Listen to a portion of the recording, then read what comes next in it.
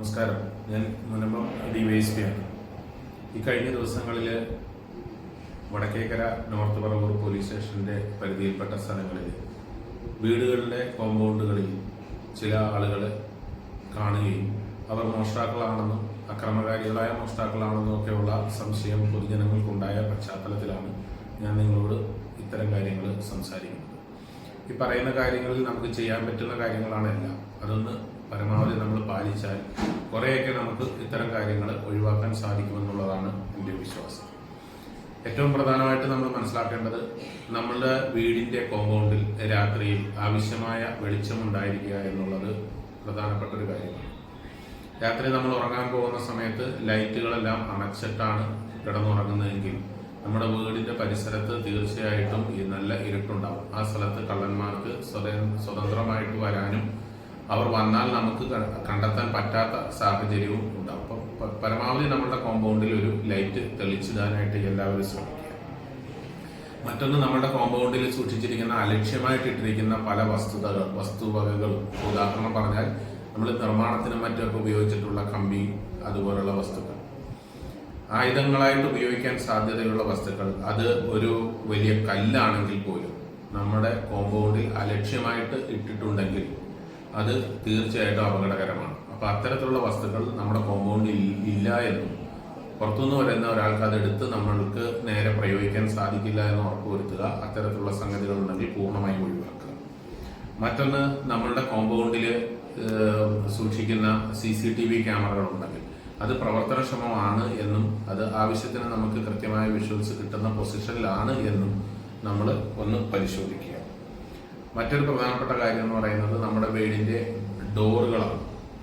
കള്ളന്മാര് പ്രധാനമായിട്ടും വരുന്നത് പിൻവശത്തെ door break ചെയ്തിട്ടാണ്. പലപ്പോഴും ആ ഡോറ് പൊളിച്ചിട്ടാണ് നമ്മുടെ വീടിനുള്ളിൽ കിടക്കുന്നത്. കാരണം പിൻവശത്തെ ഡോറ് പ്രോപ്പറായിട്ട് നമ്മൾ ലോക്ക് ചെയ്യാറില്ല. കാലപ്പഴക്കം കൊണ്ടും മറ്റും അതിന് കേടുപാടുകൾ വന്നിട്ടുണ്ടാകാം. ടവർ ബോൾട്ട് കൃത്യമായിട്ട് വീഴാത്ത ഭാഗമുണ്ടാകാം. അപ്പൊ അതെല്ലാം ഒന്ന് പരിശോധിക്കുക. നമ്മുടെ വീടിന്റെ പിൻവശത്തെ ഡോറും മുൻവശത്തെ ഡോർ പോലെ തന്നെ വളരെ സേഫ് ആൻഡ് സെക്യൂർ ആണ്, അല്ലെങ്കിൽ വളരെ സുരക്ഷിതമായിട്ട് തന്നെയാണ് അത് ഇരിക്കുന്നതെന്ന് നിങ്ങൾ ഉറപ്പുവരുത്തുക. അതുപോലെ രാത്രികാലങ്ങളിൽ നമ്മുടെ വീട്ടിൽ എന്തെങ്കിലും ശബ്ദം കേട്ടാൽ, കോമ്പൗണ്ടിൽ എന്തെങ്കിലും ശബ്ദം കേട്ട് കഴിഞ്ഞാൽ, അസ്വാഭാവികമായ എന്തെങ്കിലും ഒന്ന് നിങ്ങൾ കണ്ടാൽ പെട്ടെന്ന് തന്നെ വാതിൽ തുറന്ന് പുറത്തിറങ്ങി നമ്മൾ അതിനോട് പ്രതികരിക്കുന്നതിന് മുൻപായിട്ട് ചില കാര്യങ്ങൾ ചെയ്യണം. ഒന്നാമതായിട്ട് നമ്മുടെ വീടിനകത്തും പുറത്തും ഉള്ള ലൈറ്റുകൾ തെളിക്കുക എന്നുള്ളതാണ്. രണ്ടാമത്തെ കാര്യം, നമ്മുടെ തൊട്ടടുത്തുള്ള അയൽവാസിയെ, നമ്മളെ സഹായിക്കുന്ന നമ്മുടെ സുഹൃത്തുക്കളെ ഒന്ന് ഈ വിവരം അറിയിക്കുക എന്നുള്ളതാണ്. മൂന്നാമത്തെ കാര്യം, നമ്മുടെ പോലീസ് സ്റ്റേഷനിലെ ലാൻഡ് ഫോണിലേക്ക് ഈ വിവരം പാസ് ചെയ്യുക എന്നുള്ളതാണ്.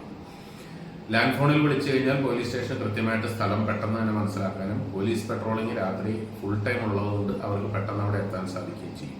കൂടാതെ 112ലേക്ക് എമർജൻസി നമ്പറാണ്, അതിലേക്ക് നമുക്ക് വിളിച്ചാലും ഈ സേവനങ്ങളെല്ലാം കിട്ടുമെന്നുള്ളതാണ്. അപ്പോൾ നിങ്ങളുടെ മൊബൈൽ ഫോണിൽ ഈ പറയുന്ന നമ്മുടെ സുഹൃത്തുക്കളായിട്ടുള്ള അയൽവാസികളായിട്ടുള്ള ആളുകളുടെ ഫോൺ നമ്പറുകൾ നിർബന്ധമായും സേവ് ചെയ്ത് നിങ്ങൾ ആവശ്യത്തിന് ഉപയോഗിക്കുക എന്നുള്ളതാണ്. അതുപോലെ തന്നെയാണ് അസമയത്ത് റോഡിൽ കാണുന്ന ആളുകളെ, അവരെ നമുക്ക് പരിചയമില്ലാത്ത ആളുകൾ, നമ്മൾ ജോലി കഴിഞ്ഞ് വരുന്ന സമയമായിരിക്കാം, മറ്റെന്തെങ്കിലും ആവശ്യത്തിന് പുറത്തു പോയിട്ട് വരുന്ന സമയമായിരിക്കാം, അപരിചിതരായിട്ടുള്ള ആളുകളെ കണ്ടു കഴിഞ്ഞാൽ ആ വിവരം നമ്മളത് ഒഴിവാക്കി വിടുക എന്നുള്ള ഒരു സ്വാഭാവിക രീതിയാണ്. നിങ്ങൾ ആ വിവരം ഒന്ന് പോലീസ് സ്റ്റേഷനിൽ ബന്ധപ്പെട്ട ഇന്ന പോലെ സംശയകരമായ ആരെങ്കിലും പോകുന്നുണ്ടെങ്കിൽ അല്ലെങ്കിൽ കണ്ടിട്ടുണ്ടെങ്കിൽ ആ വിവരം ഒന്ന് അവരെ അറിയിക്കുക.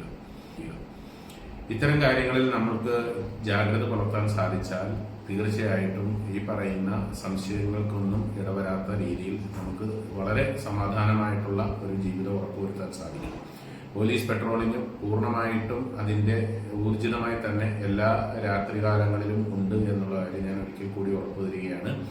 മേലുദ്യോഗസ്ഥന്മാരുടെ പ്രത്യേക നിർദ്ദേശവും ശ്രദ്ധ ഇക്കാര്യത്തിലുണ്ട്. ആയതുകൊണ്ട് നിങ്ങളുടെ ഇത്തരത്തിലുള്ള ചെറിയ ചെറിയ മുൻകരുതലുകൾ ഈ പ്രശ്നങ്ങളെയൊക്കെ നമുക്ക് അഭിമുഖീകരിക്കാനും അതിനെ തരണം ചെയ്യാനും സാധിക്കും. ഈ മുന്നൊരുക്കങ്ങളെ നിങ്ങളൊരു ശീലമാക്കുക എന്ന് മാത്രമാണ് ഈ അവസരത്തിൽ പറയുന്നത്. നിങ്ങളുടെ എല്ലാ സമാധാനപരമായ സുരക്ഷിതത്വപരമായ ജീവിതത്തിനും പോലീസിന്റെ എല്ലാവിധ പിന്തുണയും ഈ അവസരത്തിൽ ഒരിക്കൽ കൂടി പറഞ്ഞുകൊണ്ട് നിർത്തുന്നു. നന്ദി, നമസ്കാരം.